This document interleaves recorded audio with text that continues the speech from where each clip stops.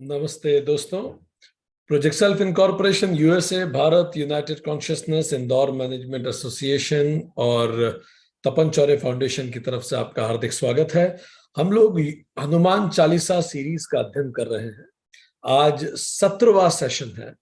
हमारा नाम डॉक्टर विक्रांत सिंह तोमर है। दोस्तों, अभी तक जो हमने पढ़ा उसको हम एक क्विक रिवीजन करेंगे और सेशन की शुरुआत करेंगे।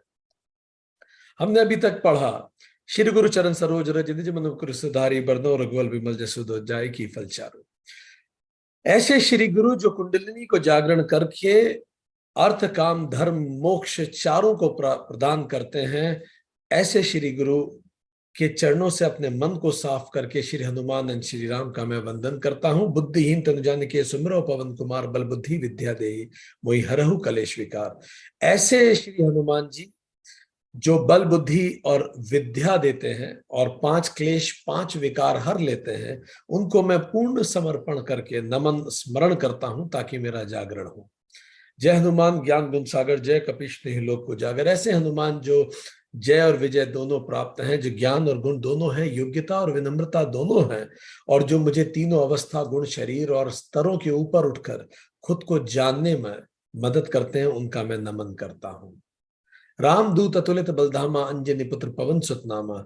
ऐसे श्री हनुमान जिनमें शौर्य और धैर्य दोनों हैं और जो शारीरिक, मानसिक और आध्यात्मिक उन्नति का प्रतीक है, तीनों प्रकार के जन्म उनके हो चुके हैं, मैं उनका नमन करता हूं।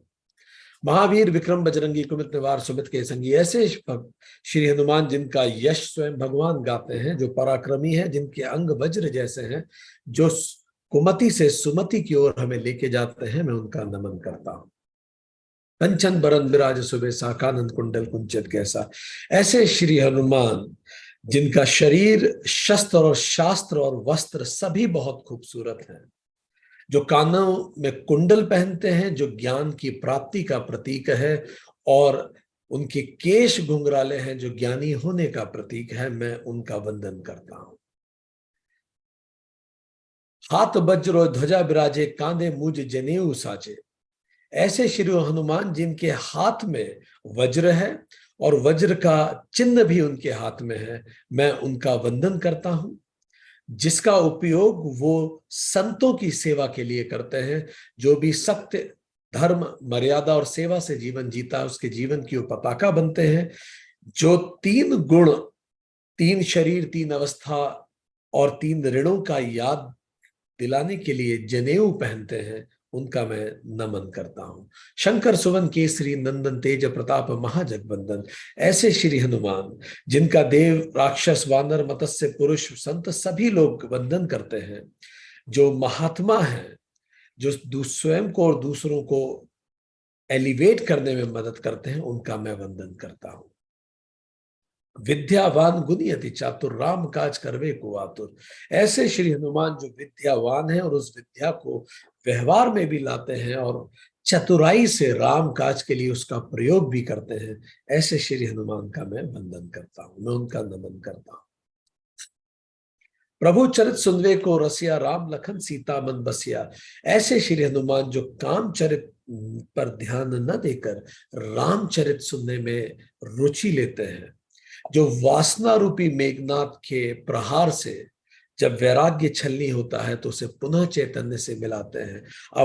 अविद्या द्वारा अंतःकरण के अपहरण होने पर अंतःकरण को पुनः आत्मज्ञान के माध्यम से चैतन्य से मिलाते हैं, ऐसे श्री हनुमान जी का मैं वंदन करता हूं।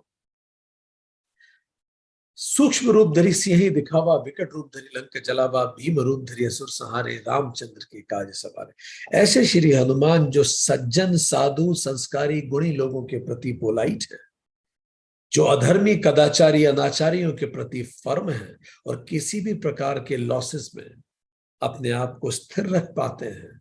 ऐसे हनुमान जो इमोशनल इंटेलिजेंस, सोशल इंटेलिजेंस और सिचुएशनल इंटेलिजेंस का प्रतीक है और इसका उपयोग वो राम काज के लिए करते हैं, टू राइज इन कॉन्शियसनेस करते हैं, मैं ऐसे श्री हनुमान जी का वंदन करता हूं।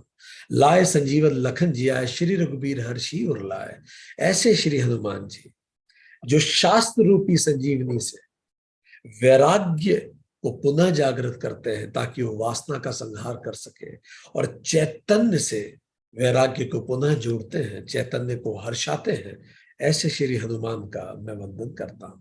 रघुपति की नहीं बहुत बड़ाई तुम मम प्रिय भरत भाई, ऐसे श्री हनुमान जिनके लिए रेस्पॉन्सिबिलिटी राइट्स के पहले आती है, जो विवेक को चैतन्य से मिलाते हैं, ऐसे श्री हनुमान का मैं वंदन करता हूं। ऐसे श्री हनुमान का मैं वंदन करता हूं जिनका बदन बहुत मजबूत है और हजारों लोग युगों के परे उनका गुण गाते हैं। वो भगवान है, उनमें वो 6 क्वालिटी हैं जो भगवान के लिए होती हैं, और वो भगवान और भगवती दोनों में आत्मिक रूप से विराजमान है। ऐसे श्री हनुमान का मैं मन से वंदन करता हूं। संकादिक ब्रह्मादि मुनीसा नारद सारद सहित अहिसा जम कुबेर दिक्पाल जहां थे कभी कभी कही सके कहां थे, ऐसे श्री हनुमान जो निश्चय और अभ्युत्थान दोनों का प्रतीक है, जिनको सारे लोकों में पूजा जाता है, 10 दिशाओं में जिनकी कीर्ति है, ऐसे श्री हनुमान का मैं वंदन करता हूं। जो समग्र संतुलन का प्रतीक है, तुम उपकार सुग्रीव कीना राम मिलाए राजपति ना, ऐसे श्री हनुमान जो सुमति रूपी सुग्रीव को चैतन्य रूपी राम से मिलाते हैं और हमें जीवन के 18 पाठ सिखाते हैं, ऐसे श्री हनुमान जी का मैं हृदय से वंदन करता हूं। तुमरो मंत्र विभीषण माना लंकेश्वर वह सब जाना, ऐसे श्री हनुमान जो हमें अपने डरों को एड्रेस करने के लिए प्रेरित करते हैं, जो हमेशा शरणागत की रक्षा करते हैं और उनमें राम भक्त के 7 चिन्ह हैं, ऐसे श्री हनुमान का मैं वंदन करता हूं, अभिनंदन करता हूं। जुग सहस्त्र योजन पर भानु लील्योता ही मदन फुल जान, प्रभु मुद्र का बेल मुख माही चलन दिलान गया चरजना ही, ऐसे श्री हनुमान जिनमें आत्मज्ञान का जो प्रतीक है और उस आत्मज्ञान के माध्यम से वो टाइम और स्पेस के परे जाते हैं, जो धर्म के चारों चरण में पाए जाते हैं, जिनमें यज्ञ ध्यान पूजा और नाम जप जो कलयुग के धर्म है उनके भी प्रकट स्वरूप है श्री हनुमान, उनका मैं वंदन करता हूं। प्रभु मुद्रिका मेल मुख माही, ऐसे श्री हनुमान जो प्रभु मुद्रिका को लेके उन 24 गुणों के साथ पूरे भवसागर को खुद भी पार चले जाते हैं और हमें भी पार लेके जाते हैं। दुर्गम काज जगत के जेते सुगम अनुग्रह तुम रहते थे, राम दुलारे तुम रखवाले दुआरे तुम रखवाले हो तो ना आज्ञा बिन पैसारे, ऐसे श्री हनुमान जो दुर्गम को भी सुगम बनाते हैं। ऐसे श्री हनुमान जिनको एक बार हम पकड़ते हैं तो फिर वो हमें जोर से कस के पकड़ लेते हैं।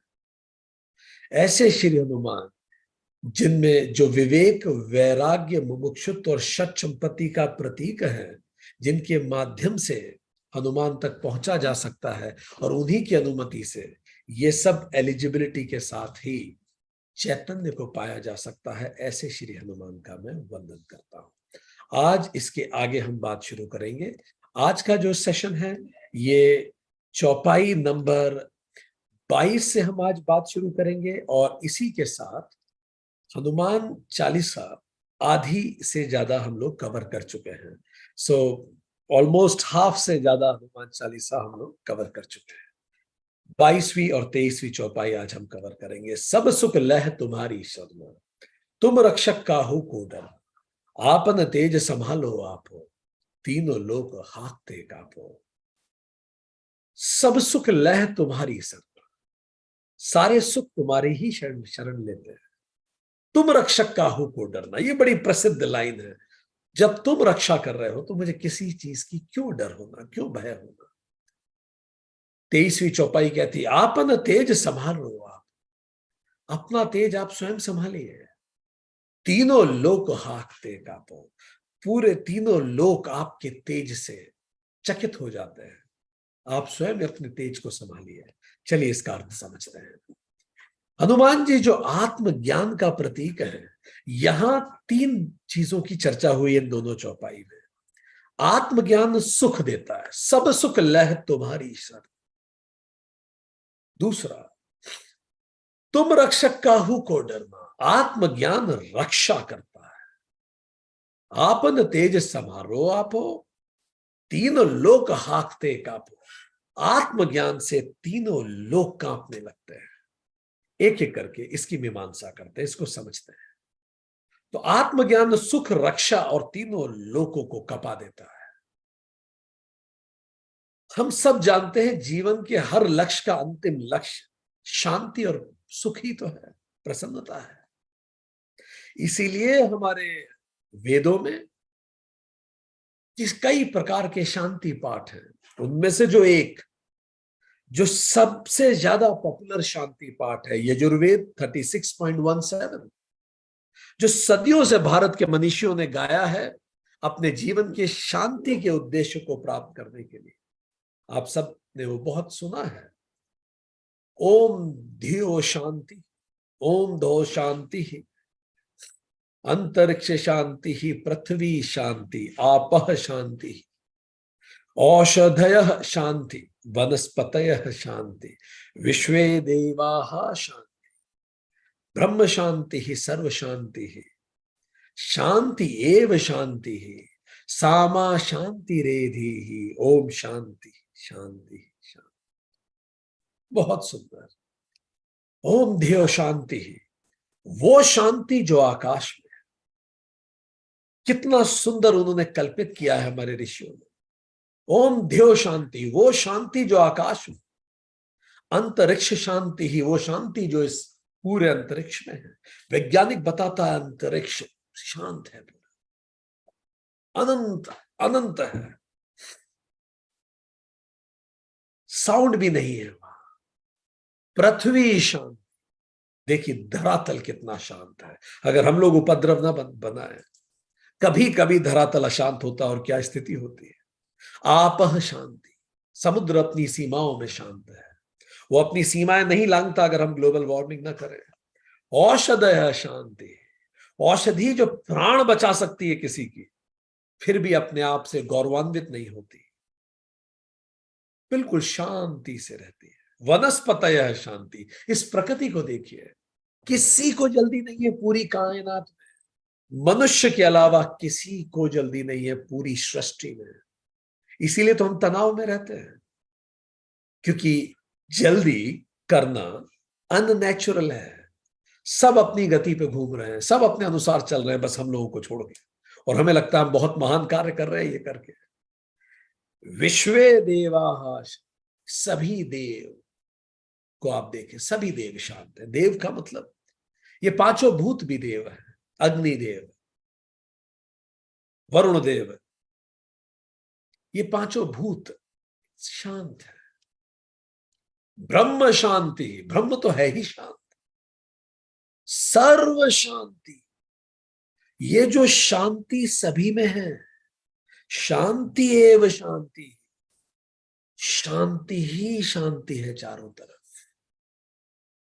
सामा शांति रेधि, हे प्रभु वो शांति मुझे दे दे, मुझे वो शांति दे जो इस अंतरिक्ष में है, इस सृष्टि में है। जो शांति तूने प्रकृति को दी, औषधियों को दी, वो मुझे भी दे। अब जरा सोचिए, वो परमात्मा जिसने शांति सबको दी है, तो हमें ना दी होगी? जब पत्थरों को शांति दी तो हमें ना दी होगी? हमें भी दी है, पर हमें बुद्धि दी है जिससे हमने खुद को अशांत कर लिया। तो हमारे पास शांति क्यों नहीं है फिर?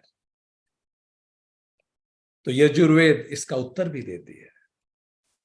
यन्मे छिद्रम चक्षुणो हृदयस्य मनसो, वाति तृष्णम बृहस्पतिर्मे तत्दधातु, शं नो भवत भुवनस्य यस्पतिः। यन्मे, ये यजुर्वेद 36.2। जब ये प्रश्न उठता हमारे अंदर, फिर शांति कहां चली गई? जब पत्थरों को भी दी, नदी को दी, समुद्र को दी, वनस्पतियों को दी, तो मुझे भी होगी। पर फिर मैं ही शांति की खोज में हूं, बाकी तो सब ऑलरेडी शांत है। और मैं कह रहा हूं वो शांति मुझे भी दे दे, पर परमात्मा ने तो दी है, फिर चली कहां गई? ये सुनते समय आपको सहसा योग सूत्र याद आ जाएगा, चैप्टर 2 वर्स 27 योग सूत्र, यन्मे छिद्रम चक्षुणो हृदयस्य मनसो, उस छिद्र से जो चक्षु में, हृदय में है और मन में है, कहां से शांति चली जा रही है? यन्मे छिद्रम चक्षुणो हृदयस्य मनसो वह अति तृष्णम, अति, बहुत बिल्कुल बारीक सा जो छेद है इन तीनों में, अति तृष्णम, उस छेद से ये सारी शांति चली जाती है, ये सारे सुख बह जाते हैं। मेरे नेत्रों का, मेरे हृदय का और मेरे मन के अतिरिक्त तृष्णम सूक्ष्म छिद्र से ये सुख चला जाता है।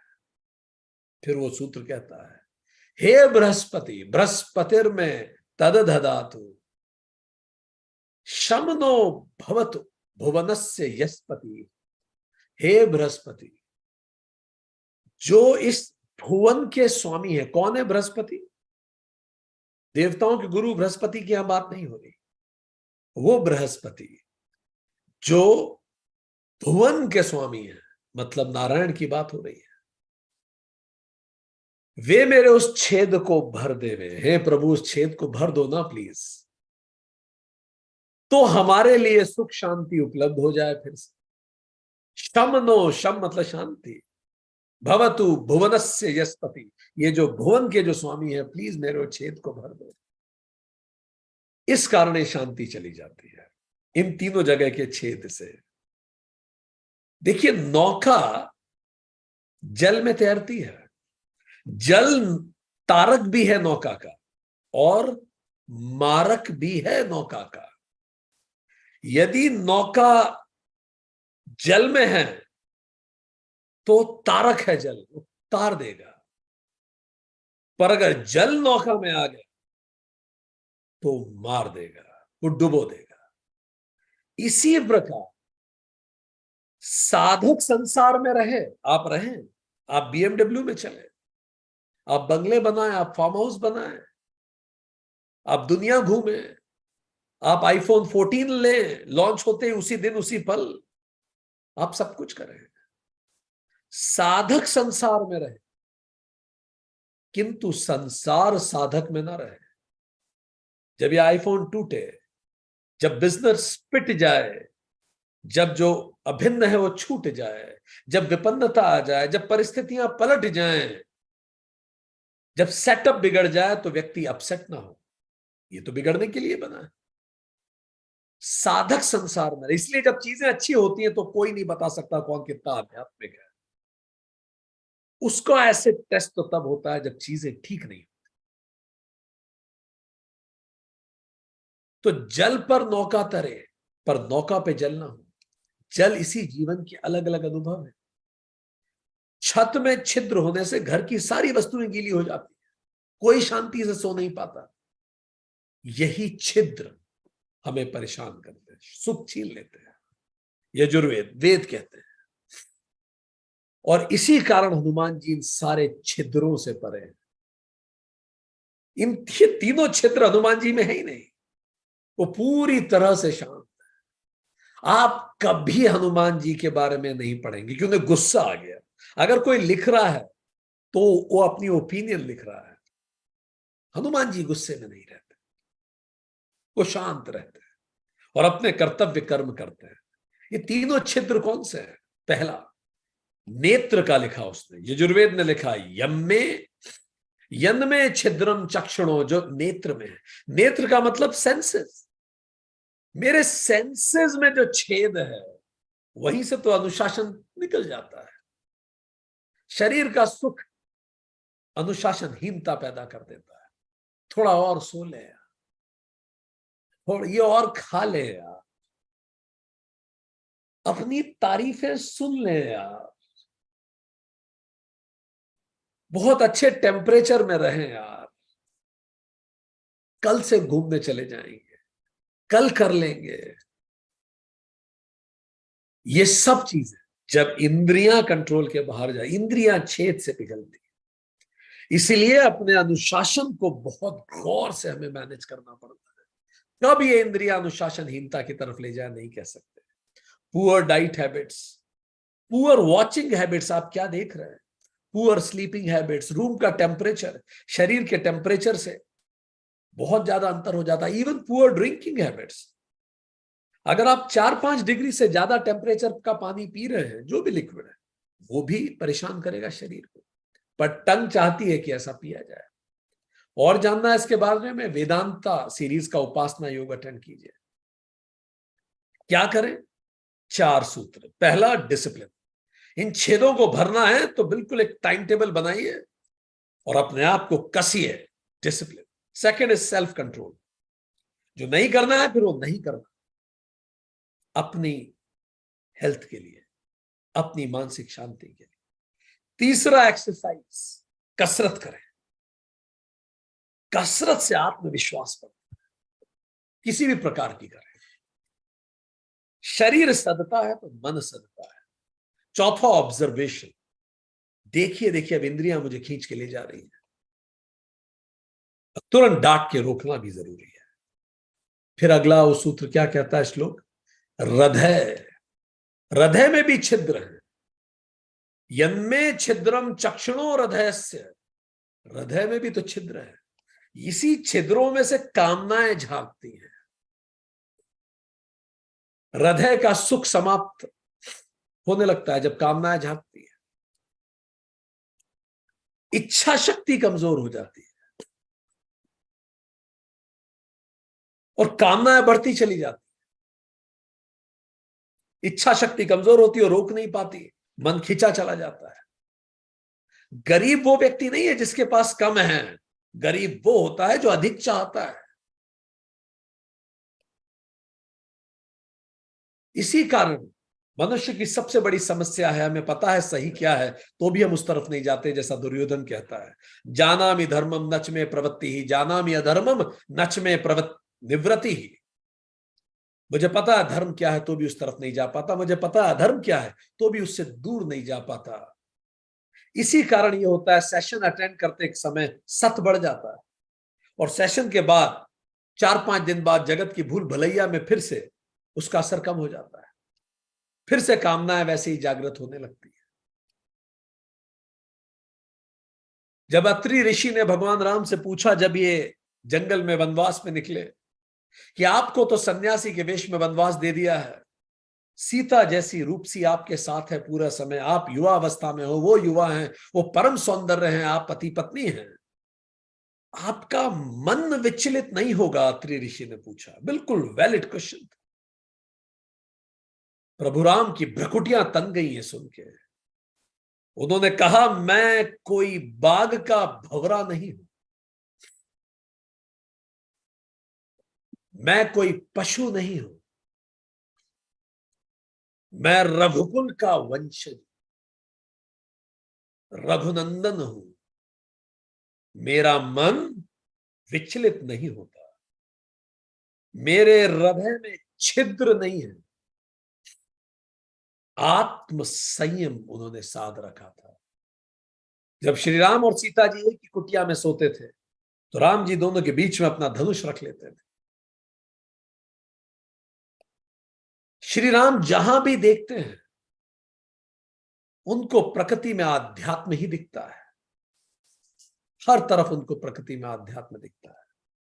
जब सीता जी का अपहरण हो गया तो देखिए, जब वो जंगल जंगल भटकते हैं, देखिए जब आदमी की आंखें आध्यात्मिक हो जाती है, जब उसका जीवन आध्यात्मिक हो जाता है तो कैसे देखता है।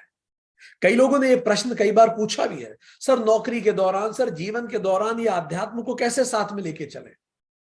ये सांस लेने की तरह है, अलग से समय नहीं चाहिए।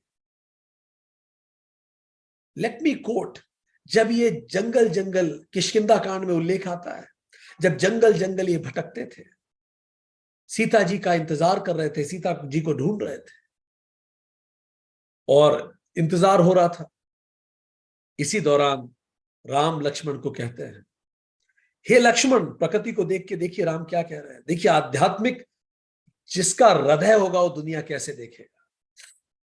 लक्ष्मण देखो, मोरों के झुंड बादलों को देख के ऐसे नाच रहे हैं जैसे वैराग्य में अनुरक्त गृहस्थ किसी विष्णु भक्त को देख के नाचने लगता है।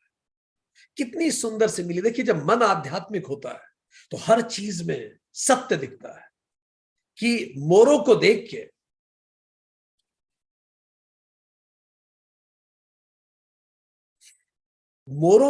के वो ऐसे ही नाच रहे हैं जैसे गृहस्थ विष्णु भक्त को देख के नाचता है। आकाश में बादल घुमड़ घुमड़ के ऐसे गर्जना कर रहे हैं, वो लक्ष्मण को कहते हैं। मानो बिजली की चमक बादलों में ठहरती नहीं है, जैसे दुष्ट व्यक्ति के अंदर प्रीति नहीं ठहरती। देखो, बादलों की से बूंदे नहीं ठहर रही है बादलों, वो कह रहे हैं जैसे दुष्ट व्यक्ति में प्रीति नहीं ठहरती। बादल पृथ्वी के समीप आकर बिल्कुल पास आके बरस रहे हैं। जंगल में राम देख रहे हैं और कह रहे हैं लक्ष्मण, बिल्कुल पास आके बरस रहे हैं बादल। जैसे विद्या पाकर विद्वान विनम्र हो जाते हैं, ऐसे बरस रहे हैं। और जब बूंदे टकरा रही हैं पर्वत पर, तो पर्वत उसको ऐसे सह रहे हैं जैसे दुष्टों के वचन संत सह लेते हैं। पानी की बूंदे पर्वत का क्या बिगाड़ेंगे? दुष्टों के वचन संत को कुछ नहीं बिगाड़ पाते। संत को फर्क नहीं पड़ता उन चीजों से। कितनी सुंदर सिमिली है। प्रकृति के जर्रे जर्रे में जो सत्य को देख पाए वही राम है, वही हनुमान है। ये इन लोगों की क्वालिटीज है, इसीलिए अवतार आते हैं। नौकरी के साथ भी हम देख सकते हैं, अगर आप देखना चाहें तो। राम कह रहे छोटी नदियां बरसात के पानी से भर के किनारों को तोड़ती हुई इस तरह से तेजी से जा रही हैं, जैसे थोड़ा सा धन पाके दुष्ट इतराने लगते हैं। पृथ्वी पर गिरते ही पानी मटमैला हो गया है, गंदला हो गया है। जैसे शुद्ध जीव से माया लिपट जाती है तो जीव कैसा गंदा हो जाता है। Such beautiful understanding. जहां वो देख रहे हैं वो सत्य को देख रहे हैं। जल एकत्र होके, बरसात का सीजन था किष्किंधा में, राम जो देख रहे हैं वो लक्ष्मण को बता रहे हैं, पर बताने का तरीका अनुपम है। जल एकत्र होकर तालाबों में भर रहा है, जैसे सद्गुण एक एक करके सज्जन के पास अपने आप बह के पहुंच जाते हैं। नदी का जल समुद्र में जाकर वैसे ही रुक जाता है जैसे जीव श्री हरि को पाकर अचल हो जाता है। इतना उफनती हुई नदी और जैसे ही समुद्र में जाती कैसी शांत हो जाती, जैसे जीव को ब्रह्म मिल गया। पृथ्वी घास आ गई, कह रहे हैं पृथ्वी की घास से परिपूर्ण होकर पृथ्वी ऐसी हरी हो गई है कि रास्ते ही समझ में नहीं आ रहे अब। जैसे पाखंड मत के प्रचार से सदग्रंथ लुप्त हो जाते हैं, बिल्कुल वैसे रास्ता लुप्त हो गया। चारों तरफ मेंढकों की ध्वनि ऐसी सुहानी लग रही है, राम कहते हैं मानो विद्यार्थियों का समुदाय वेद पढ़ रहा। जरा सोचिए, मेंढक भी टर्राए तो शुद्ध चैतन्य के व्यक्ति को उसमें भी वेद पाठ सुनाई देता है। ये है श्री राम, ये है श्री हनुमान। इस तरह से जहां राम गए तो हर तरफ उनको वैराग्य दिखा, हर तरफ उनको पूर्ण सत्य दिखा। पृथ्वी अनेक तरह के जीवों से इस तरह शोभायमान है बरसात में, जैसे सुराज्य पाकर प्रजा की वृद्धि हो जाती है। कभी कभी वायु तेजी से चलने लगती है, और जब वायु तेजी से चलने लगती है तो बादल गायब हो जाते हैं। बादल आते हैं और वायु से उड़ जाते हैं। ये बिल्कुल वैसा ही है जैसे कुपुत्र के उत्पन्न होने पर कुल के उत्तम धर्म उड़ जाते हैं, धर्म भी नष्ट हो जाते हैं। कभी कभी दिन में घोर अंधकार छा जाता है, बादल आ जाते हैं। कभी सूर्य प्रकट हो जाता है, जैसे कुसंग को पाकर ज्ञान नष्ट हो जाता है, राम कहते हैं, और सुसंग को पाकर ज्ञान अचानक उत्पन्न हो जाता है। यहां यह महत्वपूर्ण है कि जिसके हृदय में छेद नहीं होता, उसके हृदय से वासना कभी नहीं झांकती, कामना कभी नहीं झांकती। राम के हृदय में छेद नहीं है, इसीलिए कामना नहीं झांक रही है। भगवत गीता अध्याय 3 श्लोक 36, अर्जुन पूछता है कि मन गलत विचारों की तरफ क्यों भागता है? जब हमें पता है सही क्या है, तो गलत विचारों की तरफ क्यों? केन प्रयुक्तः पापम चरति, किस कारण से पाप की तरफ चल जाता है?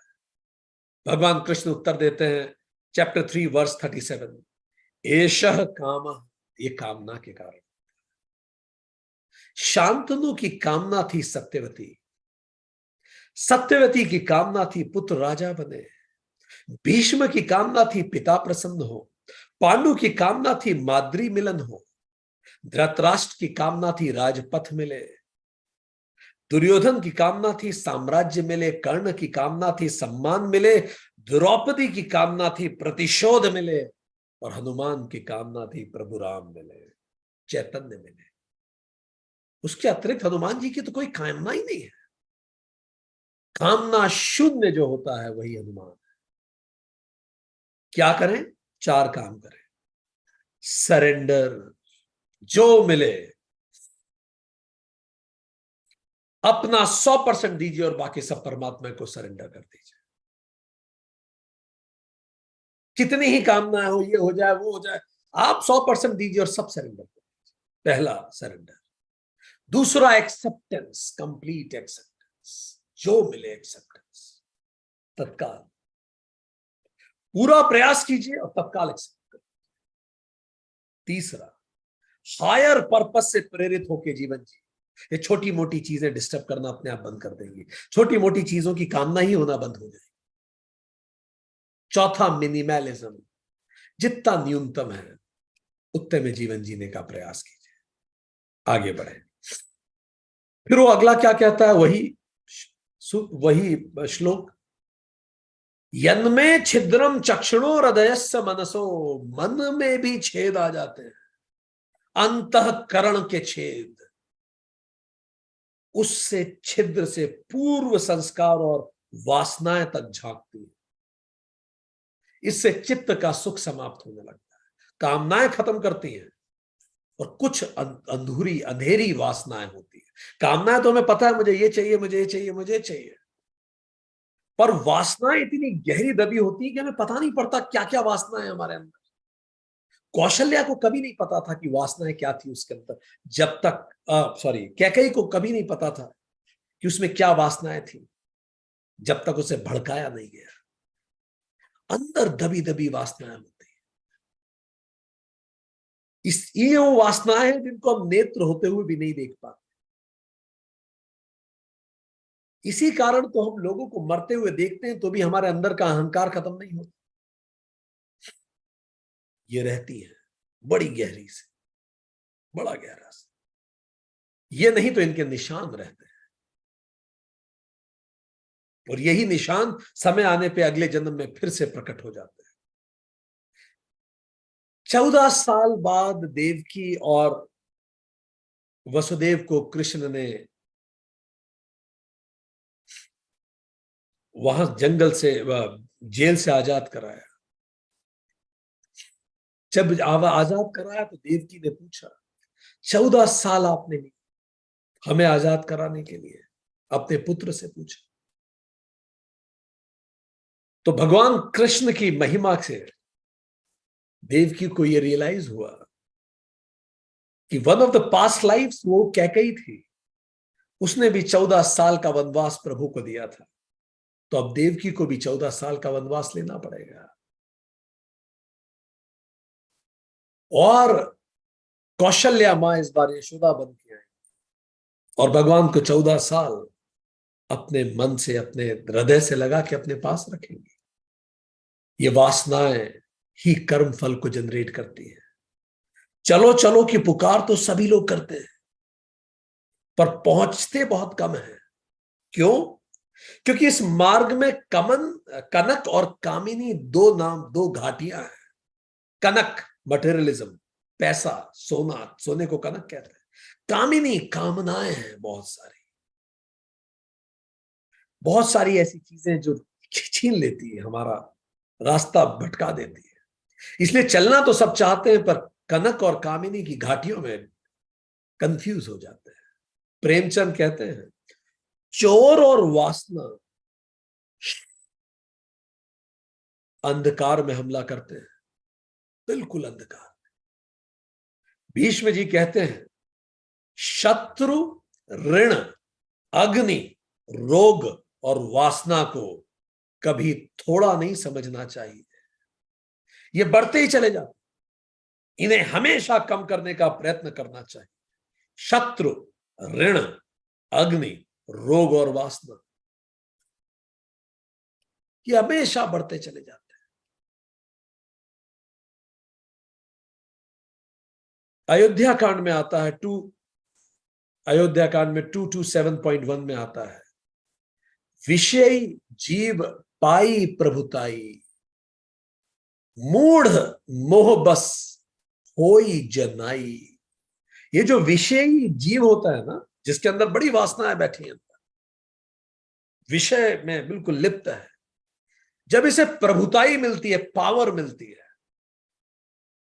तो उसके अंदर की वासनाएं वो प्रकट करना शुरू करता है। रामचरितमानस कहता है, गरीब जिसके पास संसाधन कम है वो तो विनम्र होगा ही शायद, किंतु जिसके पास शक्ति संसाधन है, अगर वो विनम्र है, इसका मतलब उसके अंदर वासना नहीं है। वासना का मतलब ही है आपके व्यक्तित्व की गंध, बू, जो आपसे करवा ले। कैसे पता लगाएंगे वासनाएं क्या है? हम पहले भी इस पे बात कर चुके हैं। अपने ट्रिगर्स आइडेंटिफाई कीजिए। दूसरा, ऐसी क्या चीजें यू कांट हेल्प इट, आप खुद को रोक ही नहीं पाते और आप कर लेते हो, भले गुस्सा हो या कोई भी चीज। ऐसी क्या चीज है जो आप कर लेते हैं और आप खुद को रोक नहीं पाते? गुस्सा या कोई और चीज सोचिए। ऐसी क्या चीज है logically you appreciate but behaviourally you can't stop yourself? हाँ, ऐसा नहीं करना चाहिए पर आई कांट हेल्प इट। वो क्या चीज है जो आप अकेले में करते हैं? वो क्या चीजें हैं जो आप अकेले में सोचते हैं? वो क्या चीजें जिनके प्रति आपके अंदर हाई इमोशनल रिस्पॉन्स, या तो बहुत पॉजिटिव या बहुत नेगेटिव, एब्सोल्यूट पॉजिटिव या एकदम से अवर्जन है? ये सब वासनाओं के प्रतीक है। तो करें क्या? पहला, आइडेंटिफाई इट। दूसरा, ऑब्जर्व करें, देखना चालू करें अब ये वासना करवा रही है। तीसरा, स्वाध्याय करें। इन सबको हम पहले पढ़ चुके हैं कैसे करना है। शम का मतलब बता चुके, इससे पूर्ण शांति मिलती है। छिद्रों को भरे। और क्या कहा उन्होंने? हे बृहस्पति, बृहस्पति बृहद वेदवाणी का ही प्रतीक है। तो कैसे इनको भरे? तीन चीजें। बृहस्पति प्रतिनिधित्व करते हैं मास्टर का, आचार्य। दूसरा, आत्मज्ञान, मेडिटेशन। और तीसरा, शास्त्र, मैन्युस्क्रिप्ट्स। श्री हनुमान जी के पास सूर्य जैसे मास्टर है, अनंत ज्ञान के प्रतीक। वो स्वयं आत्मज्ञान के प्रतीक है। हनुमान जी हमेशा समाधिस्थ रहते हैं, आंखें खोल के समाधिस्थ रहते हैं। बैलेंस बिहेवियर, अमेजिंग डिप्लोमेट, सबको समझा लेते हैं, कल्पनातीत हो जाते हैं। अभी G20 में भारत के जो शेरपा हैं, उन्होंने जबरदस्त विक्ट्री अचीव की। उन्होंने रशिया और यूक्रेन दोनों को सहमत कर लिया उस पर साइन कराने के लिए, जो G20 का ड्राफ्ट था। रेयरली सारे G20 के देश सहमत होते हैं, और वो भी इतनी वॉर फ्रंट पे। उन्होंने रशिया और अमेरिका को भी सहमत कर लिया, उन्होंने सबको सहमत कर लिया। हनुमान जी ऐसे डिप्लोमेट है, क्योंकि वो शांत रहता। भुवनस्य यस्पति ही, संपूर्ण भुवन के स्वामी, हे प्रभु, हे नारायण, मेरे अंदर के छिद्रों को भर दे। जब ये छिद्र भर जाएंगे तो क्या होगा? तीनों लोग आंखते कांपते, तीनों लोग कांपने लगते हैं जब व्यक्ति अपने ओज में आता है। जब कोई अवतार आता है तो क्या तीनों लोग नहीं कांपते? तीनों लोग कांपने लगते हैं जब कोई अवतार आता है। तो ये कैसे होता है? तीनों लोग कैसे कांपने लगते हैं? अथर्ववेद 7.21.6, अनुमति ही सर्वमिदं बभूत यत तिष्ठति चरति यदुच विश्व में जति तस्यास्ते सुमतोस्याम अनुमते अनुहि मनसे नः। अनुमति ही सर्वमिदं बभूत, अनुमति ही सर्व, ये सब कुछ अनुमति से संभव है। अनुमति सर्वमिदं बभूव यत तिष्ठति चरति यदुच, जो चल रहा है या रुका हुआ है, तिष्ठति, विश्व में जति, सबको हिला देती है। क्या? यह अनुमति, यह अनुमति सबको हिला देती है। तस्यास्ते सुमतोस्याम, हम उस तेरी सुमति में रहे। अनुमते अनुही मन से न, तू ही हमें अनुमति देती रहे। ये जो अथर्ववेद कहता है कि कैसे तीनों लोग कांपते हैं? अनुमति से। अब अनुमति क्या है जरा समझे। तब आती है जब छिद्र भर जाते हैं, तब आती है। पर ये कैसे तीनों लोग कांपते हैं? तो मति का मतलब तो हो गया इंस्टिंक्ट। ये मति जानवरों में कम होती है, हम में ज्यादा होती है, बस इतनी बात। स्वाभाविक, हमारी जो स्वाभाविक सहज इंस्टिंक्ट है, सहज स्वाभाविक इंस्टिंक्ट को हम कहेंगे मति। पशु पक्षी मनुष्य सब में है, मात्रा अलग अलग होती है। ठीक, ये 4 प्रकार की मति केवल मनुष्य में पाई जाती है। पहली, कुमति, हम इसको पढ़ चुके हैं। कुमति वो जो हमें लक्ष्य से दूर ले जाए। जहां कुमति तहां विपत्ति निधाना, जहां कुमति होती है वहां विपत्ति आएगी ही, और बड़ी विपत्ति आएगी। ठीक, खुद को भी कष्ट होगा, दूसरों को भी कष्ट होगा। सारे कुमति वाले खुद भी कष्ट में रहते हैं, दूसरों को भी कष्ट देते हैं। दूसरी है विमति। वी मतलब विविध,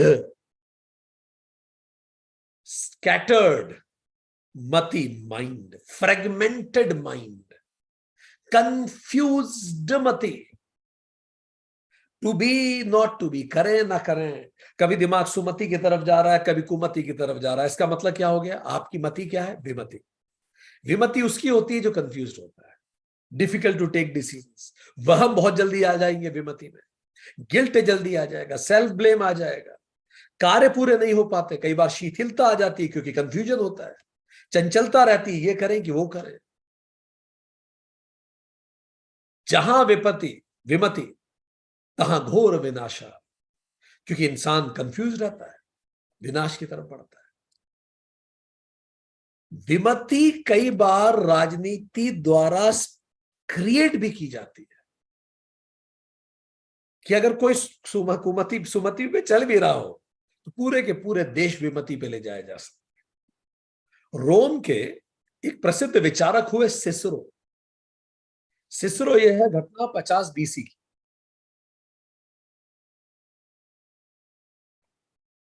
आज से 2500 साल।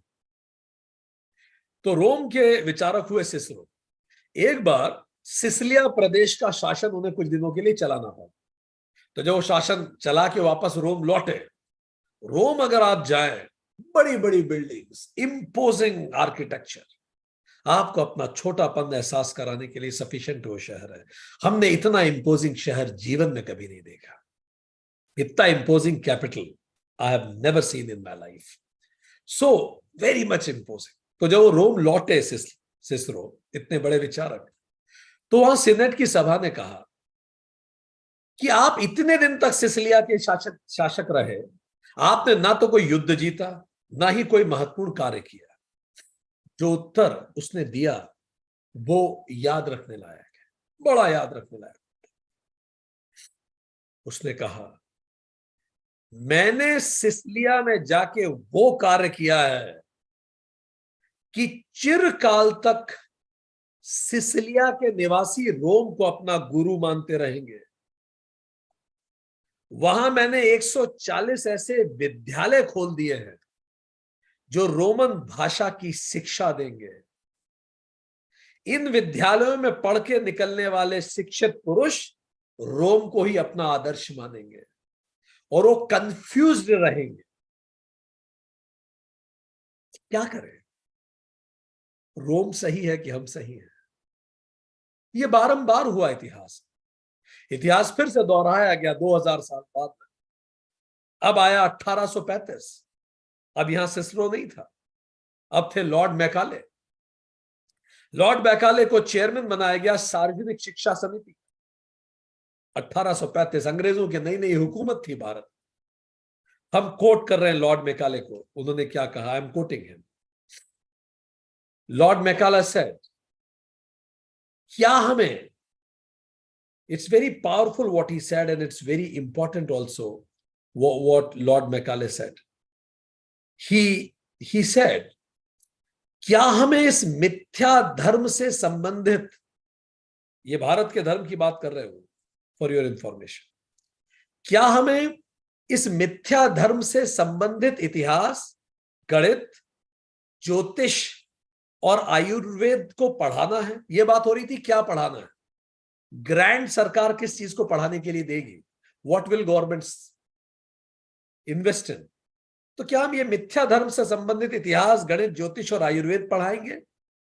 आई एम कोटिंग है, भारतीय भाषाओं में ना तो कोई साहित्यिक तत्व है, ना वैज्ञानिक जानकारी। और अभी इसरो के चेयरमैन ने कहा कि अगर हम वेद पढ़ें तो सारा स्पेस साइंस वहां से निकलता है। एक अच्छे पाश्चात्य पुस्तकालय की एक अलमारी भारत और अरब के समस्त साहित्य के बराबर है। हमें एक ऐसा वर्ग बनाना है जो रंग से और रक्त से तो भारतीय हो, किंतु प्रवृत्ति, विचार, नैतिकता और बुद्धि से अंग्रेज हो। ऐसी स्थिति में कुमति क्रिएट हो जाती है, विमति क्रिएट हो, व्यक्ति कंफ्यूज हो जाता है, मैं क्या करूं। इस प्रकार की कंफ्यूजन को जवाहरलाल नेहरू जैसे वेल रेड व्यक्ति ने बड़े अच्छे शब्दों में बताने का प्रयास किया है। वो लिखते हैं अपनी जीवनी में, जवाहरलाल नेहरू की हम जीवनी पढ़ के आपको वो exactly, I am quoting Jawaharlal Nehru, सुनिए कैसे वो समझाने का प्रयास कर रहे हैं कि विमति कैसे क्रिएट हो जाती है। मैं पूर्व और पश्चिम का एक अजीब सा घोल बन गया, नेहरू कह रहे हैं खुद के बारे में, मैं पूर्व और पश्चिम का एक अजीब सा घोल बन गया जो हर जगह बाहरी जैसा महसूस करता है, जिसे कहीं भी घर जैसा महसूस नहीं। शायद मेरे विचार और जीवन के प्रति मेरा रवैया कुछ कुछ वैसा ही हो गया है जिसको पश्चिमी रवैया कहते हैं, पूर्वी नहीं। मगर भारत बेशुमार तरीकों से मुझसे चिपटता है, जैसे मैं अपने बच्चों से चिपटता हूं। मैं ना तो अपने दूर के अतीत की विरासत से अलग हो पाता हूं और ना ही निकट अतीत में प्राप्त हुई चीजें ही मुझे छोड़ती हैं। पश्चिम के लिए मैं अजनबी और अपरिचित हूं, मैं पश्चिम का नहीं हो सकता। मगर अपने देश में भी कभी कभी मुझे लगता है मैं बिना वतन का हूं। This is what happens. आप वेस्टर्न कंट्रीज में जाएंगे, यूरोप में जाएंगे, आपको विमति इस तरह की नहीं मिलेगी, वहां दूसरी प्रकार की कंफ्यूजन है। ठीक, आगे बढ़ेंगे। तीसरी है सुमति। सुमति सुमति मतलब something that takes us towards our objectives of life. हम पढ़ चुके हैं। सुमति इज राइट एक्शंस, संयम होना, सुभाषी होना, सदाचारी होना, परोपकारी होना, यह है सुमति। जहां सुमति तहां संपत्ति नाना, वहां खूब संपत्ति होती है, समृद्धि होती है। सुमति तो हमें सही दिशा में ले जाती है। अब आती है चौथी, अनुमति। अनुमति, अनु मतलब दैट फॉलोज। अथर्ववेद ने कहा अनुमति से सब कुछ, सारा जगत हिल जाता है। हनुमान जी के पास जो बुद्धि है वो कौन सी है? कुमति नहीं, सुमति नहीं, विमति नहीं, अनुमति। अनुमति है उनकी बुद्धि। अनुमति का मतलब क्या? अनु मतलब जो पीछे चलता है, अनुशासन, अनुसरण। अनु मतलब जो पीछे आए। अनुज जो बच्चा छोटा होता है, अनुज छोटा। अनु मतलब जो पीछे आए, पीछे चलने वाली। किसके पीछे चलने वाली? ये जो मति है, अनुमति मतलब वो मति जो पीछे चले। किसके पीछे चले? आत्मा के पीछे चलने वाली मति को अनुमति कहते हैं। जो आत्मा के पीछे चले, श्रेय के पीछे, श्रेय के पीछे, प्रेय के पीछे नहीं, श्रेय के पीछे। आत्म प्रेरित हो व्यक्ति, न्याय से प्रेरित हो, सत्य से प्रेरित हो, सुपथ से प्रेरित हो, साधना से प्रेरित हो, अडिग रहे, अपनी अंतरात्मा की सुनता हो, इसको अनुमति कहते हैं। दुनिया हिला देती है अनुमति। अब आप में से कुछ लोग ये सोच रहे होंगे कि सर अनुमति और सुमति एक जैसी लग रही है काफी कुछ। कितने लोगों के मन में यह विचार आया कि अनुमति और सुमति कई बार एक जैसी में प्रतीत हो रही है इन इट्स डेफिनेशन? तो थोड़ा सा समझने का प्रयास करें, अंतर देखें। सुमति सही रास्ते पे तो चलती है, सुमति है वो, पर कठिनाइयों से पराजित होकर रुक जाती है और साधना त्याग देती है। जबकि अनुमति जो आत्मा से प्रेरित होती है, वो संकल्पों के सामने आने पर, जो कठिनाइयां सामने आती हैं, उनके सामने आने पर और अधिक संकल्पवान हो जाती है। जब कठिनाइयां आती हैं तो सुमति तो कई बार रुक जाती है, साधना ही त्याग देती है। भाई हमसे तो नहीं होता, अप डाउन भी करना पड़ता है, ये भी करना पड़ता है, अब हम कैसे साधना करेंगे ना, हमसे तो नहीं हो पाएगा, और इसीलिए हम क्लास अटेंड नहीं कर पाते, इस कारण ये नहीं हो पाता, इस कारण वो नहीं हो पाता। ये सब सुमति की बातें हैं। सुमति है मति अच्छी, पर जो अनुमति वाला होता है वो रास्ते तो भी नहीं, वो संकल्पवान होता है। तुम उतने ही जवान हो जितनी तुम में आशा है। हम उतने ही जवान होते हैं जितनी हम में आशा होती है, और हम उतने ही बूढ़े होते हैं जितनी हम में निराशा होती है, जितनी हम में निराशा होती है। दूसरा अंतर, सुमति परिस्थितियों से परास्त हो जाती है, अनुमति परिस्थितियों को परास्त कर देती है, परिस्थितियों को परास्त कर देती है। सुमति बीच में रुक भी जाती है कई बार। कई लोग होते हैं बहुत अच्छा सोचते हैं, पर वो इतने संकल्पित नहीं होते कि रिजल्ट ले ही आए, पर जो आत्मा से प्रेरित होता है वो अंतिम छोर तक जाते हैं, युद्ध पूरा करते हैं। जैसे शतरंज के खेल में बहुत सारे प्यादे होते हैं, पर एक प्यादा होता है, बहुत सारे अलग अलग तरह के प्यादे, हाथी, घोड़ा, ऊंट, वजीर, पर वो जो प्यादा होता है पैदल, वो एक बार में एक ही कदम चलता है, सबसे कमजोर होता है। पर मानो उसमें से एक प्यादा, कुछ प्यादे अनुमति वाले हो, अनु अपनी अंतरात्मा की सुनते हो, अपनी अंतरात्मा को फॉलो करते हो, वो लगातार चलता रहता, वो एक भी कदम पीछे नहीं जाता। वजीर भी पीछे आ सकता, हाथी भी, ऊंट भी, घोड़ा भी, उसके अतिरिक्त सब पीछे आते हैं, वो पीछे नहीं है, वो चलता ही रहता है। या तो बढ़ेगा या मरेगा, कोई बीच की बात नहीं।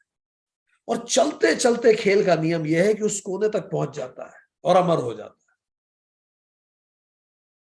यही अनुमति वाले करते हैं, अंतिम छोर तक जाते हैं अगर ठान लिया तो। ये बीच में छोड़ने वाले नहीं है, क्योंकि आत्मा से प्रेरित है, निर्भीक होते हैं। सुमति सुविधा चाहती है, सुविधाएं चाहिए उसको, ये इसलिए नहीं हो पाया, वो करना चाहता हूं मैं अच्छा, करना चाहती हूं मैं अच्छा, पर ये इसलिए नहीं हो पाया, वो इसलिए नहीं हो पाया, वो इसलिए नहीं हो पाया, वो इसलिए नहीं हो पाया, क्योंकि ये सुविधाएं नहीं। अनुमति विपदाओं के साथ दो हाथ करती, जो होगा देखा जाएगा। जैसे मार्टिन लूथर किंग, क्या होगा, मार डालेंगे, मर जाएंगे। ऐसा जीवन अपनी अंतरात्मा को मार के जीने से नहीं जिएंगे। ये ऐसी बातें करते हैं।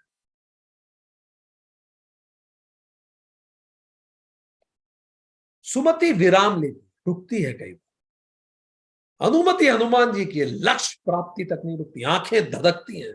जैसे स्वामी विवेकानंद, रगों में दौड़ते फिरने के हम नहीं कायल, जब आंख ही से न टपका तो फिर लहू क्या है।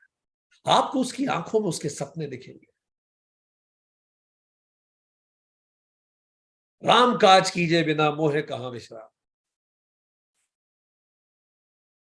सुभाष चंद्र बोस ने एक बार कहा था, बड़ी सुंदर सी बात है।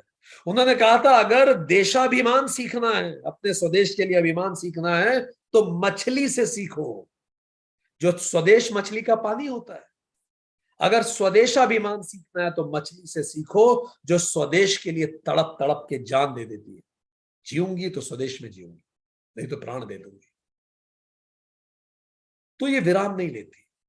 सुमति विफलताओं से कुंठित हो जाती है। उसका मन तो बहुत अच्छा होता है, पर विफलताओं से कुंठित हो जाती है। पर अनुमति और तीक्ष्ण होती है। विफलताएं उसको एक्सपीरियंस बना देती, और शार्प हो जाती। सुमति संसार का अनुगमन करती है अच्छे लोगों के साथ। अनुमति संसार इनका अनुगमन करती है, संसार इनके पीछे चलता है।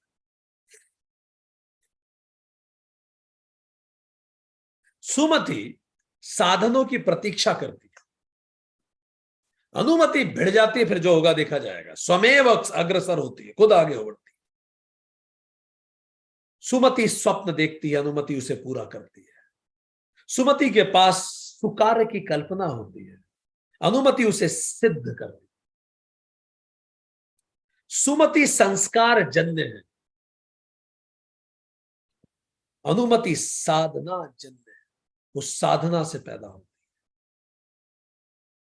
है। हनुमान जी हमें कुमति से सुमति तक लेके जाते हैं। क्यों? क्योंकि वो स्वयं अनुमति से प्रेरित है।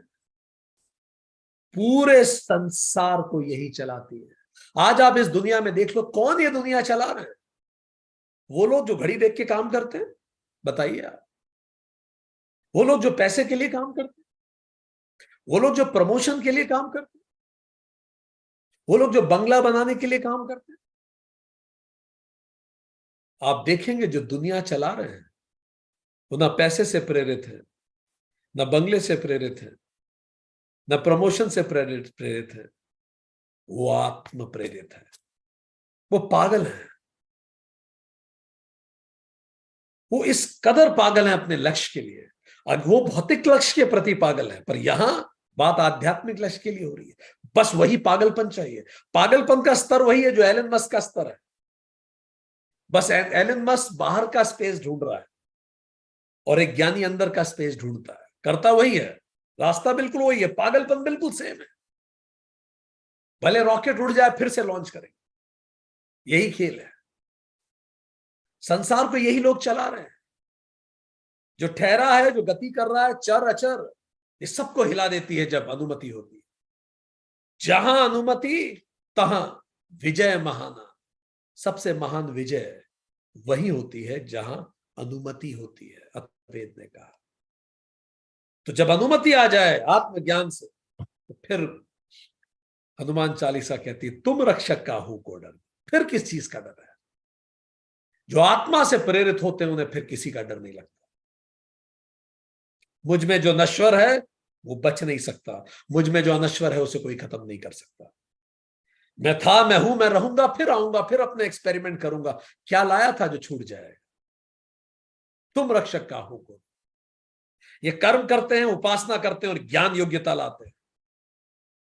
ज्ञान योग्यता से ज्ञान प्राप्त करते हैं और फिर गहरा भक्ति में स्थापित हो जाते हैं। भक्ति मतलब पूरी तरह से निश्चिंत हो जाते हैं। जो होगा देखेंगे। faith and fear, they cannot coexist. या तो फेथ हो सकता है या फिर, ये सूरज और दिन और रात की तरह है, सूरज और अंधेरे की तरह है। या तो सूरज हो सकता है या अंधेरा हो सकता है। फेथ का मतलब ही यह है कि फियर नहीं है। जो लोग कहते हैं मैं भगवान में विश्वास करता और फिर डरते हैं, इसका मतलब वो गलत कह रहे हैं, वो झूठ कह रहे हैं, हो ही नहीं सकता। Faith and fear can't coexist. Fear means lack of faith, simple सी बात है। And faith means absence of fear. Faith है तो फिर फियर नहीं है। जैसे एक बच्चे को उछालते हैं तो आंखें बंद कर लेता है, ही इज फियरलेस। फानूस बन के जिसकी हिफाजत खुद हवा करे, वो शम्मा क्या बुझेगी जिसको रोशन खुदा करे। अपने सदकर्मों को आगे बढ़ाते जाए और सब कुछ छोड़ दे, सब कुछ उस पर छोड़ दे, बस सत्कर्म करते चले जाएंगे, वही ढाल है। फेथ समत्व देती है, फियर एग्रेशन देती है। फेथ निश्चिंतता देती है, फियर चिंता देता है। फेथ शक्ति है, फियर कमजोरी है। फेथ सहारा है, फियर डिपेंडेंसी। तो जब एक बच्चा आंख बंद कर लेता है और सब पे भरोसा करता है, तो ये फियर ये कहां से आता है? हाउ डज दिस फियर कम? ये फेथ कैसे कम होने लगता है? वो बचपन में तो हम सब में फेथ था। ये 7 कारणों से फेथ कम होता है। देखिए वो कारण आप तो नहीं कर रहे कहीं। पहला, रॉन्ग डीड्स, गलत कार्य करने से। जब आप गलत कार्य करते हैं, अनैतिक कार्य करते हैं, भ्रष्ट आचरण करते, तो आपके मन में ये बात कहीं अंदर होती है, यार मैंने सही नहीं किया, मेरे साथ सही क्यों होगा? और ये स्वाभाविक है, आप किसी से शेयर करें ना, मन में ये बात होती है। तो फेथ स्वयं में कम होने लगता है, रॉन्ग डीड्स, गलत कार्य से। दूसरा, रॉन्ग कंपनी, गलत संगत, इससे भी फेथ कम हो। कैकेयी की संगत मंथरा थी, बर्बाद हो गई कैकेयी। कर्ण की संगत दुर्योधन थी, दुर्योधन था। दुर्योधन की संगत शकुनी था। संगत अगर गलत होती है तो भी फेथ कमजोर होता है। गलत लोगों की संगत में रहेंगे, वो गलत बातें बताएंगे आप। तीसरा, रॉन्ग नॉलेज, गलत ज्ञान अगर आपको है तो भी फेथ। अभी हम यूएन में सेशन लेने गए थे, एक प्रोग्राम में इनवाइटेड थे। तो वहां एक व्यक्ति ने हमसे पूछा कि साहब हमने तो ये सुना है कि भारत की जो जातीय प्रथा है वो भारतीय ग्रंथों से निकलती है। तो हम खुद चकित हुए। हमने बोला कैसे, जैसे? तो उन्होंने कहा ये पुरुष, ये क्या किसी ग्रंथ में लिखा है कि आदि पुरुष से मस्तक से ब्राह्मण, भुजाओं से क्षत्रिय, उदर से वैश्य और पैरों से शूद्र। तो क्या ये ऊंच नीच नहीं सिखा रहे आपके ग्रंथ? तो हमने कहा ये आपने सही कहा, ये पुरुष सूक्तम का है और पुरुष सूक्तम में लिखा है, आप ये भी सही कह रहे हैं, पर इसका जाति व्यवस्था से क्या कनेक्शन है? हमने उनसे पूछा। तो बोला आप दिखाई रहे कि मस्तक से ब्राह्मण निकले और पैर से शूद्र। तो हमने उनसे सविनय पूछा क्या आपने पुरुष सूक्तम पढ़ा है? उन्होंने बोला नहीं पढ़ा। तो हमने उनसे पूछा प्रेम से कि कहीं ऐसा लिखा है पुरुष सूक्तम या किसी भी ग्रंथ में कि सर पैर से श्रेष्ठ है? ऐसा तो नहीं लिखा पुरुष सूक्तम में कि सर श्रेष्ठ होता है और पैर निम्न होते हैं। आप मंदिर में जाते हैं, आप मंदिर में कहां छूते हैं भगवान को? हम चरणों को तो ही तो पे तो सर लगाते हैं, हम उनके चरण को छूते हैं।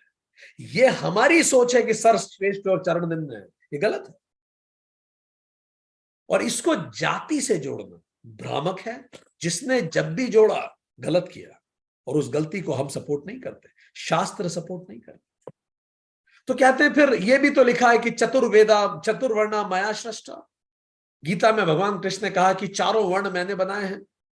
तो क्या ये वर्ण आश्रम और ये जाति व्यवस्था को बढ़ावा नहीं दे रहा है ये गीता का श्लोक कि वर्ण ही भगवान ने बनाया है? वर्ण का अर्थ होता है colour, the colour of personality. व्यक्ति नहीं बनाए 4 प्रकार के, कैरेक्टरिस्टिक ट्रेट्स बनाई है 4 प्रकार की।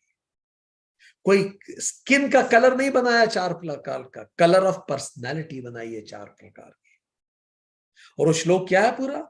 चतुर्वेदा चतुर्वर्णा मया सृष्ट, चारों वर्ण मैंने बनाए, गुण कर्म विभागश, गुण और कर्म के आधार पर। जन्म शब्द नहीं आया है गीता में, चतुर्वर्ण मया सृष्टा, गुण और कर्म के आधार पे। व्यक्ति के अंदर जैसे गुण होंगे, जैसा उसका कैरेक्टर है, वैसा उसे काम करना चाहिए, और जैसा वो कार्य कर रहा है और उसका गुण वो मैच होना चाहिए। बिल्कुल ठीक बात है। पर जब रॉन्ग नॉलेज होता है तो फिर गड़बड़ होना चालू होती है। It become very wrong. सनातनी का नारा आजकल हम बहुत पढ़ते हैं, देखते हैं, हम सनातनी हैं। सनातनी का नारा लगाने वाले लोगों में से बहुत कम ने सनातन को जाना है, और जिसने जाना है वह यज्ञ की अग्नि की तरह संतुलित और सृजनात्मक है, और जिसने नहीं जाना वो केवल नारे लगा रहा है, वो जंगल की अग्नि है, असंतुलित और विनाशक। ये बहुत सरल है कहना सनातन जिंदाबाद, पर पढ़ो तो उसे। पढ़ने की फुर्सत नहीं, बस एक टशन है तो बोल देने से सरल हो जाता है। जब आप पढ़ेंगे तो आपका रोम रोम गौरवान्वित हो जाएगा, आपको बोलने की जरूरत ही नहीं पड़ेगी, आपकी आंखों में चमक होगी, आप इतने कृतार्थ महसूस करेंगे कि आप उस भूमि में जन्म लिए जहां आप सनातन धर्म को तुरंत समझ पाए। इसीलिए शायद विवेकानंद जैसे महर्षियों को कहना पड़ा, you will be nearer to heaven through football than through study of Gita. तुम फुटबॉल खेलते हुए स्वर्ग के ज्यादा करीब जा सकते हो गीता पढ़ने की तुलना में। उनके कहने का मतलब यही है, जो करो पूरे मन लगा के करो, जानो उसे। पूरा इन्वॉल्व होके फुटबॉल खेलोगे तो फुटबॉल भी आपको समाधि सिखा देगी। गीता को समझें, उसको जिए। विवेकानंद ने ये द वर्क बिफोर अस में कहा था, स्पीच का नाम है, आपको और पढ़ना है, ये lectures from Colombo to Almora नाम की पुस्तक 1897 में इनकी स्पीच थी उसके बारे में। इसीलिए उन्होंने कहा था, वो गीता पढ़ने को मना नहीं कर रहे हैं, वो एक पर्टिकुलर कंटेक्स्ट में कह रहे हैं, जानिए। रॉन्ग नॉलेज, वेद जो सबका डर दूर करते हैं, शास्त्र, वो शास्त्र खुद डरते हैं रॉन्ग इंटरप्रिटेशन से। भगवान बचाए। चौथा, रॉन्ग परसेप्शन। रॉन्ग परसेप्शन, गलत नजरिया देखने का फेथ को तोड़ देता है। श्री राम को जब वनवास हुआ तो उन्होंने वनवास में भी संभावनाएं देखी। पांडव वनवास में बन गए, श्री राम वनवास में बन गए, हनुमान जी पूरा जीवन वनवास में जिया, वन में ही उन्होंने वास किया। वनवास was being with nature, nature से सीखे, और वो सीखे कि जो तोड़ता दिखता है कई बार वो हमें जोड़ रहा होता है।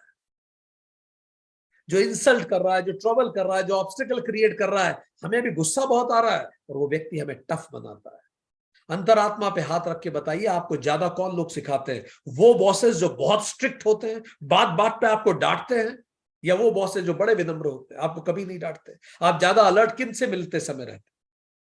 स्ट्रिक्ट बॉसेस से या इजी बॉसेस के साथ? इजी बॉसेस बहुत सिखा देते हैं बहुत कम समय में, they teach us a lot. So these people वो हमें बनाते हैं। There is no injustice in nature, it is just that we don't know the full story. हमें लग रहा है हमारे साथ इनजस्टिस हुआ, हमें पूरी पिक्चर नहीं पता है, बस ये बात है। तो वनवास या उपवास, उपवास मतलब खुद के साथ रहो, वनवास मतलब नेचर के साथ रहो, या आवास, घर, ये तीनों चीजें सिखाती हैं अगर आप सीखना चाहें तो, अगर आपका परसेप्शन सही है तो। बिना वनवास के पांडव युद्ध कभी नहीं जीतते, बिना वनवास के राम श्री राम कभी नहीं होते, बिना वनवास के हनुमान राम को मिलते नहीं, बिना उपवास के हनुमान हनुमान नहीं बनते। आवास में वो लोग होते हैं जो हमारे बिल्कुल करीबी होते हैं और हमें कष्ट देते हैं, हमें दर्द देते हैं, हमें दुख देते हैं और हमें बना देते हैं। नहीं तो हम तो एलिस इन वंडरलैंड में ही पूरा जीवन बिता देते। घर में सब कुछ अच्छा चल रहा है, समृद्धि है, पैसा है, प्रॉपर्टी है, गाड़ी है, रिश्ते नाते सब अच्छे हैं, बच्चे अच्छा कर रहे हैं, पढ़ाई लिखाई सब है, स्वास्थ्य भी अच्छा है, सब कुछ परफेक्ट चल रहा है। हमें लगता बस यही जीवन है। और एक दिन खट से कोई व्यक्ति जाता और हम एकदम से घबरा के उठते, जैसे कोई सपना टूटा हो। तो रॉन्ग परसेप्शन भी फेथ तोड़ता है, फेथ से दूर ले जाता है, हौसले से दूर ले जाता है। पांचवा, रॉन्ग एक्सपेक्टेशंस, गलत एक्सपेक्टेशंस कि भाई मैं भगवान की पूजा करूंगा तो मुझे ये मिल जाए। भगवान तक संसाधन बन गए किसी चीज की प्राप्ति के लिए, और रिजल्ट वैसे नहीं आता तो मैंने तो भगवान को मानना ही छोड़ दिया है जब से मेरा रिजल्ट वैसा है। इतनी मेहनत के बाद भी अगर भगवान नहीं सुन रहे तो फिर मुझे ऐसे भगवान को ही नहीं मानना। तो भगवान भी एक रिटर्न ऑफ इन्वेस्टमेंट का टूल है। मैंने इन्वेस्ट की भक्ति तो मुझे कुछ मिलना चाहिए। जबकि गीता में भगवान कृष्ण ने हाथ जोड़ के कह दिया, गीता अध्याय 5 श्लोक 14, मैं ना तो तेरे कर्म, न कर्म वासना, न ही कर्म फल निर्धारित करता हूं, न कृतत्वम, कर्म वासना, कर्तापन, न कर्माणि, न तेरे कर्म, लोकस्य सृजति प्रभु, प्रभु नहीं बनाते, न कर्म फल संयोगम, ना ही तेरे कर्म फल में देता हूं। तो फिर कौन दे रहा है फिर ये सब? अगर भगवान नहीं दे रहे तो भगवान कह रहे हैं, खुद कह रहे हैं, स्वभावस्तु परवर्तते, तू तेरे ही स्वभाव के कारण इन सबको भुगतता है। मनुष्य स्वयं अपने भाग्य का विधाता है। यह है सनातन। कोई दाढ़ी वाला कहीं नहीं बैठा दुनिया चलाने के लिए। हम स्वयं अपने भाग्य के विधाता हैं। अहम ब्रह्मास्मि, मैं वही ब्रह्म हूं, बस मैं भूला हुआ ब्रह्म हूं, मैं भटका हुआ ब्रह्म हूं, नॉन रियलाइज्ड ब्रह्म हूं। और अब मेरे ही कर्म बार बार मेरे सामने आते हैं। मैं तेरे पाप पुण्य नहीं लेता। इससे पहले रामचरितमानस में भी यह उद्घोषणा हो चुकी, यद्यपि सम नहीं राग न रोषु, गहि ना पाप पुनु गुण दोषु। भगवान के मन में न किसी के प्रति राग है न द्वेष। सनातन स्पष्ट यह करता है कि भगवान कोई फेवर नहीं करता, ना बदला लेता है कि तुमसे बदला। ये तो फिर बड़े ह्यूमन कैरेक्टरिस्टिक्स है। इट्स वेरी ह्यूमन कैरेक्टरिस्टिक्स कि जो मेरी बात सुनेगा मैं उसको फेवर करूंगा, जो बात नहीं सुनेगा मैं उससे बदला लूंगा। बदला बदला क्या? वो तो चेतना है, परम चेतना। अगर प्रकाश का बल्ब बाथरूम में चमके या मंदिर में चमके तो क्या प्रकाश खराब हो जाता है? ब्रह्म थोड़ी खराब होता है। वो तो ब्रह्म है, किसी के गुण दोष ग्रहण नहीं करता। अयोध्या कांड 218.2 आगे बड़ा कीमती है। कर्म प्रधान विश्व करी राखा, जो जस करई सो तस फल चाख। तो फिर ये चल कैसा रहा है? सब कुछ कर्म प्रधान कर रखा है। जो जैसा करता है वैसा फल पाता है। पढ़ लीजिए चार्ल्स डार्विन की थ्योरी ऑफ इवोल्यूशन। जैसे कर्म करते हैं जानवर वैसे उनके डीएनए बदलना चालू होते हैं। कोई उछल उछल के अगर उस प्रकृति में जहां वो है वहां ऐसी स्थितियां हैं कि उसे बार बार उछलना पड़ रहा है तो उसकी गर्दन ऊंची हो जाएगी। आपके कर्म ही तो आपके डीएनए बदल देते हैं। भगवान कोई, God is not a stock that will provide us high return if invested wisely. कोई स्टॉक थोड़ी है कि हम उसमें इन्वेस्टमेंट करें और हमें रिटर्न मिले। रॉन्ग एक्सपेक्टेशन से फेथ कमजोर होता है। छठा, व्हेन यू डोंट प्रैक्टिस तो भी फेथ कमजोर होता है। What ever you will practice will become perfect. Bible कहती है जिनके पास है उन्हें दे दिया जाएगा और जिनके पास नहीं है उनसे वो भी ले लिया जाएगा। विश्वास, जिनका विश्वास कम होता है वो और कम होता चला जाता है। ये बिल्कुल गूगल की तरह है, आप जिस तरह की सर्च करना चालू करोगे वही मिलता जाएगा, आपका दिमाग उसी तरह बढ़ता चला जाएगा। आप फेथ को सोचेंगे तो फेथ और बढ़ता चला जाएगा when you don't practice। और आखिरी 7वां, when you are not regular। Practice करते हैं पर रेगुलर नहीं करते, it has to be regular. धीरे धीरे जो आप रेगुलरली करते हो आपके डीएनए में आ जाता है, आपके डीएनए में आ जाता है। और जब वो डीएनए में आता है तो इस कदर फेथ होता है कि आपको किसी सबूत की जरूरत नहीं है। न सबूत है न दलील है। हमने कहीं पढ़ा था, सचिन जी ने लिखा है या गाया है इसको, न सबूत है न दलील है, मेरे साथ रब्बे जलील है। रब्बे जलील मीन्स दैट पावरफुल लॉर्ड। तेरी रहमतों में कमी नहीं, मेरी एहतियात में ढील है। तेरा नाम कितना है मुख्तसर छोटा सा, शिव कृष्ण छोटा सा, हनुमान। तेरा नाम कितना है मुख्तसर छोटा सा, तेरा जिक्र कितना तवील है। पर जैसे ही नाम लेते हैं, तवील मतलब विभुम व्यापक, सब चीजों से रक्षा हो जाती है। मुझे कौन तुझसे अलग करे, मैं अटूट प्यास तू झील है। आज के लिए इतना ही। तो let's have a quick recap. हमने आज क्या पढ़ा, एक बार इसका रिकैप करते हैं and then we'll go for question answers. So we learned today that if you can see the screen, सब सुख लह तुम्हारी शरण, तुम रक्षक काहू को डर, आपन तेज संभालो आप, तीनों लोक हाकते का।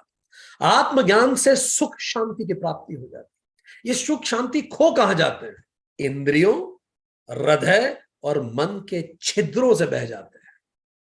तो पाए कैसे? आचार्य आत्मा और शास्त्र के पास जाए।